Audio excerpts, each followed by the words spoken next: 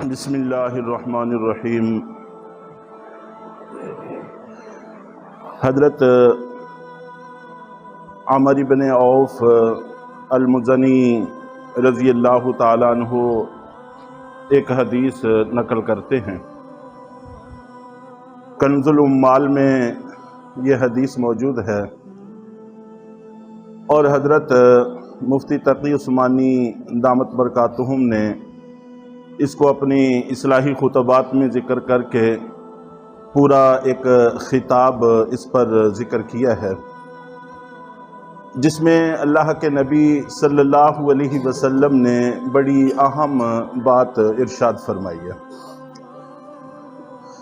علماء سے متعلق پیچھے 2 درسوں میں جو بات عرض کی گئی، اس کا حاصل خلاصہ اور لب لباب یہ ہے کہ یہ مقصد نہیں ہے کہ ان کے اندر کمیاں نہیں ہیں۔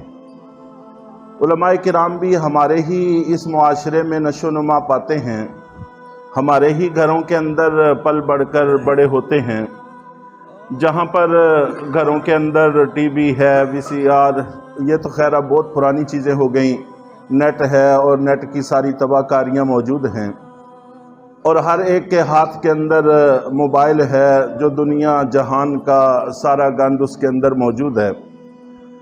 تو اسی ماحول میں پرورش پاتے ہیں، اس لیے یہ دعویٰ کرنا کہ ان میں کمیاں نہیں ہیں، ایسی بات نہیں۔ یا اسی طرح اس سے پہلے کچھ مضامین ذکر کیے گئے کہ مسلمانوں کے عیبوں کے پیچھے نہ پڑو، اپنے بھائیوں کے عیبوں کے پیچھے نہ پڑو۔ اس کا مقصد یہ نہیں ہے کہ کسی مسلمان میں عیب نہیں ہے، عیب ہیں، لیکن اس کا اور اس کے اللہ کا معاملہ ہے۔ ہمیں ان پر پردہ ڈالنا چاہیے۔ ہمارے لیے نجات کا راستہ یہی ہے۔ جب ہم دنیا میں اپنے بھائیوں کے عیبوں پر پردہ ڈالیں گے تو اللہ تعالیٰ قیامت والے دن ہمارے عیبوں پہ پردہ ڈالیں گے۔ تو اگر اتنی سی کوشش کے عوض قیامت والے دن اپنے عیب چھپ جائیں تو میں یہ سمجھتا ہوں یہ کوئی سستا سودا نہیں ہے، بہت بڑی سرمایہ کاری ہے، بہت بڑے نفع کی چیز ہے۔ تو علماء کرام میں کمیاں ہیں، لیکن ہمیں ان کے پیچھے پڑنے کی ضرورت نہیں ہے۔ عام طور پر جب اس موضوع پر کوئی بات کی جاتی ہے تو پھر ہمارے ذہنوں میں ایک لمبی فہرست آ جاتی ہے کہ فلاں عالم دین میں یہ بات ہے، فلاں عالم دین نے یہ کیا، فلاں عالم دین نے وہ کیا۔ تو اللہ کے نبی صلی اللہ علیہ وسلم پہلے ہی قدم پر اس کی روک تھام کر رہے ہیں۔ آپ نے فرمایا کہ علماء کی لغزشوں سے بچو، ان کی لغزشوں کے پیچھے نہ پڑو، اور ان سے قطع تعلق ہی نہ کرو۔ لغزشوں کو دیکھنے کے باوجود ان سے قطع تعلق ہی نہ کرو، اور آخری بات ارشاد فرمائی کہ ان کے لوٹ آنے کا انتظار کرو۔ کمی ہے، کوتاہی ہے، کوئی جرم ہو گیا ہے تو اللہ کے خزانوں میں ہدایت ختم نہیں ہو گئی، وہ ان کو ہدایت عطا فرمائیں گے، ان کے پلٹ آنے کا انتظار کرو۔ اور اس کی تشریح میں ایک واقعہ میں عرض کرتا ہوں، اس سے حدیث کا مضمون پوری طرح سے کھل کر ہمارے سامنے آ جائے گا۔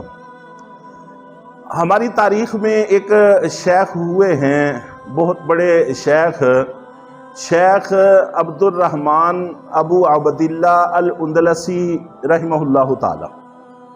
امام غزالی کے بھی شیخ ہیں اور امام شبلی کے شیخ ہیں۔ اتنی بڑی بڑی شخصیات ان سے فیض حاصل کرنے والی ہیں، اور سینکڑوں خانقاہیں، مدارس، مساجد ان کے زیر انتظام چل رہے تھے، اور لاکھوں کی تعداد میں لوگ ان سے منسلک تھے اور ان سے فیض پا رہے تھے۔ ایک دفعہ سفر پر تھے، اور جب پہلے زمانہ میں علماء مشائخ سفر کرتے تھے تو عوام کا، مریدین کا، شاگردوں کا ایک جمع غفیر ان کے ساتھ رہتا تھا، اور ان کا مقصد یہ تھا کہ ان سے علم بھی حاصل ہوتا رہے گا اور سفر بھی ہوتا رہے گا۔ پہلے مدارس کا اس طرح کا انتظام نہیں تھا کہ ایک جگہ پر سارے علماء جمع ہوتے ہیں اور وہیں پر آتے رہتے ہیں طلبہ، پڑھتے رہتے ہیں، جاتے رہتے ہیں۔ اس وقت ایسا نہیں تھا، جہاں کوئی عالم دین ہے بس وہی مدرسہ تھا، پھر وہ چلتا پھرتا مدرسہ تھا، جدھر کو وہ عالم دین جا رہے ہیں اسی کے ساتھ وہ پورا کا پورا مدرسہ چل رہا ہے، علم بھی حاصل ہو رہا ہے، پڑھنا پڑھانا، اصلاح سارا کچھ ہوتا تھا۔ تو یوں سفر بھی ہوتا رہتا تھا۔ تو سفر کے دوران اتفاق سے ایک عیسائی خاتون پر ان کی نظر پڑ گئی، شیخ عبد الرحمن رحمہ اللہ تعالیٰ کی۔ بس نظر پڑنی تھی تو بعد میں بتاتے ہیں کہ میرے منہ سے ایک سفید رنگ کا پرندہ نکلا اور اڑ کر آسمانوں کی طرف چلا گیا، اور فریفتہ ہو گئے اور کہا کہ میں تو اس سے شادی کروں گا، اس کے علاوہ اور کوئی راستہ موجود نہیں ہے۔ اس سفر میں بھی امام غزالی اور امام شبلی ان کے ساتھ تھے، اور انہوں نے بہت منت سماجت بھی کی، سمجھانے کی کوشش کی، لیکن بات سمجھ میں نہیں آئی، اپنی بات پر اڑے رہے۔ بلکہ امام شبلی رحمہ اللہ نے ان سے پوچھا کہ آپ کو پورا قرآن یاد تھا، اب کیا صورتحال ہے؟ وہ کہنے لگے کہ 2 آیتیں میرے ذہن میں ہیں، باقی سب بھول گئے، اور وہ 2 آیتیں یہ ہیں کہ جس کو اللہ ذلیل کر دے اس کو کوئی عزت نہیں دے سکتا، اور دوسری آیت میں یہ تھا کہ جو شخص کفر اختیار کرتا ہے وہ سیدھے راستے سے ہٹ جاتا ہے۔ انہوں نے کہا کہ آپ کو 30,000 احادیث یاد تھیں سند سمیت، ان کی صورتحال کیا ہے؟ تو کہنے لگے کہ صرف ایک حدیث یاد ہے کہ اللہ کے نبی صلی اللہ علیہ وسلم نے فرمایا کہ جو اسلام کو چھوڑ کر کفر اختیار کرے اس کو قتل کر دو، تو اس کے علاوہ کچھ یاد نہیں ہے۔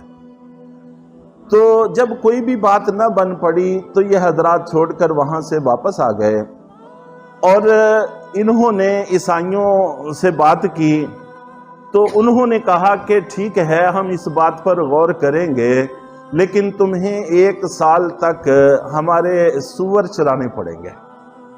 اب وہی عصا جس کو پکڑ کر خطبہ دیتے تھے، لوگوں کی رشد و ہدایت کی باتیں ہوتی تھیں، اب اسی کو پکڑ کے سور چرانے کا سلسلہ شروع ہو رہا ہے۔ جو بات یہاں پر مجھے عرض کرنی ہے، جو ہمارے مقصد کی ہے، وہ یہ ہے کہ اتنی بڑی شخصیت، اتنے بڑے شیخ، لاکھوں لوگ ان کے نام سے وابستہ ہیں اور ان سے فیض حاصل کرنے والے ہیں۔ ہمارے ہاں اگر کوئی چھوٹی سی لغزش ہو جائے تو کتنی قیامت برپا ہوتی ہے، کتنے تبصرے ہوتے ہیں، کتنی غیبتیں ہوتی ہیں، کہاں تک ہم چلے جاتے ہیں۔ باوجود تلاش کے کسی ایک شخص کا بھی تبصرہ ایسا نہیں ملا، ہر ایک کی زبان پہ یہی تھا کہ اے اللہ ان کو ہدایت عطا فرما دے، اے اللہ ان کو ہدایت عطا فرما دے، اتنا بڑا خیر کا باب ہم پر بند ہو رہا ہے، اس باب کو کھول دے، اور ہم جن سے فیض پا کر دنیا میں چمک رہے ہیں، جگمگا رہے ہیں، اس کو گرہن لگنے سے محفوظ فرما دے۔ تو ان کے شاگرد ہوں، مریدین ہوں، متوسلین ہوں، تعلق والے ہوں، سب کی زبان پر یہی تھا، اور صدیوں تک معاملات ایسے ہی رہے ہیں کہ اگر کوئی راستے سے ہٹ رہا ہے، چاہے وہ بھائی ہے، مسلمان ہے، کوئی عالم دین ہے، کوئی بڑی شخصیت ہے، ان کے لیے دعائے خیر کا اہتمام ہوتا تھا۔ اب دعائے خیر کا باب بالکل بند ہو گیا ہے، صرف اور صرف تبصروں کا، بہتانات کا اور غیبتوں کا یہ باب کھلتا چلا جا رہا ہے اور چوپٹ کھلتا چلا جا رہا ہے۔ تو باوجود اس کے کہ تلاش کیا جائے کسی ایک شخص کا بھی تبصرہ ایسا نہیں مل سکا، تو اس لیے پھر خیر اللہ رب العزت نے ان کو ہدایت عطا فرمائی، پھر انہوں نے آ کر اپنے خانقاہوں کا نظام دوبارہ شروع کیا، اور یہی حضرات میں سے کوئی ایک شخص ان سے ٹوٹا بھی نہیں ہے، اور کبھی کسی نے تانا بھی نہیں دیا کہ آپ تو وہ ہیں کہ جن کے ساتھ یہ معاملہ ہو گیا تھا، اس سے بڑی بھی لغزش کوئی ہو سکتی ہے، اس سے بڑی خطا بھی کسی عالم دین کی ہو سکتی ہے۔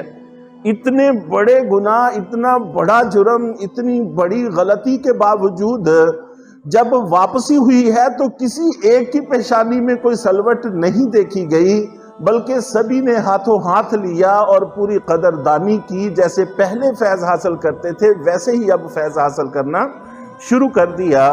تو اس طرح کا مزاج ہم سے شریعت چاہتی ہے، اور یہ ہماری سوچ ہونی چاہیے۔ بس یہ مقصد ہے نبی پاک صلی اللہ علیہ وسلم کے اس ارشاد کا۔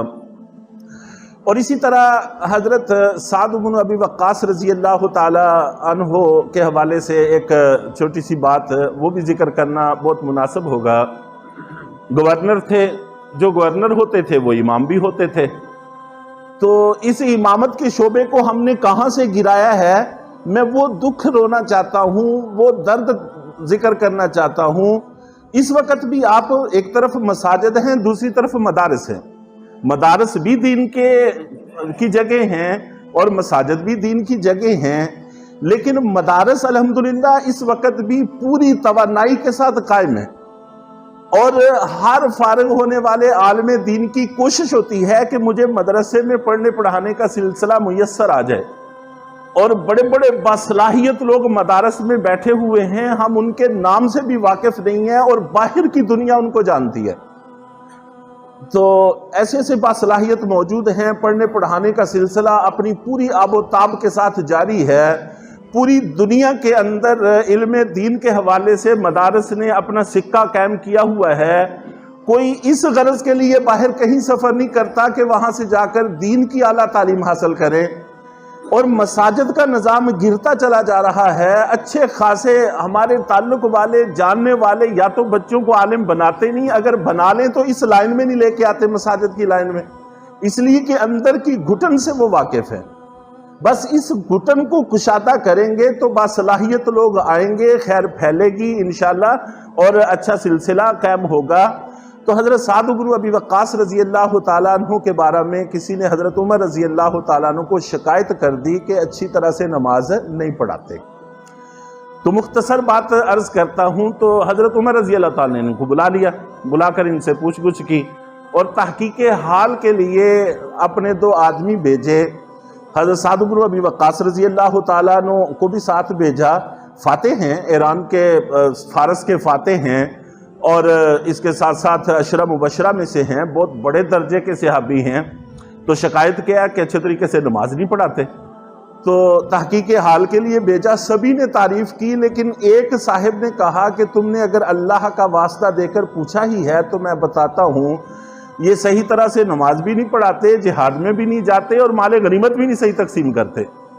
تو حضرت سعد بن ابی وقاص رضی اللہ تعالیٰ نے اسی وقت 3 باتیں ارشاد فرمائیں کہ اگر تم نام و نمود کے لیے یہ بات کر رہے ہو، محض اعتراض برائے اعتراض کے طور پر کر رہے ہو، تو پھر اللہ تمہاری عمر دراز کرے، تمہیں فقر میں مبتلا کرے اور فتنوں میں مبتلا کرے۔ 3 باتیں کہیں۔ تو روایات میں موجود ہے کہ اس شخص کی یہ ابرو سفید ہو کر آنکھوں پہ گر گئی تھی، اور اتنی لمبی اس نے عمر پائی، راستوں میں بھیک مانگا کرتا تھا، اور آنے جانے والی خواتین سے چھیڑخانی کیا کرتا تھا، اور ساتھ کہا کرتا تھا کہ مجھے سعد بن ابی وقاص کی بددعا نے برباد کر دیا ہے۔ اس لیے بہرحال محتاط رہنے کی ضرورت ہے، کمی کوتاہیوں سے کو نظر انداز کرنے کی ضرورت ہے، اور اس شعبے کو عزت دینے کی ضرورت ہے، تاکہ باصلاحیت لوگ اس شعبے میں آئیں اور وہ ہماری صحیح رہنمائی کریں۔ اللہ تعالی ہم سب کو عمل کی توفیق عطا فرمائے۔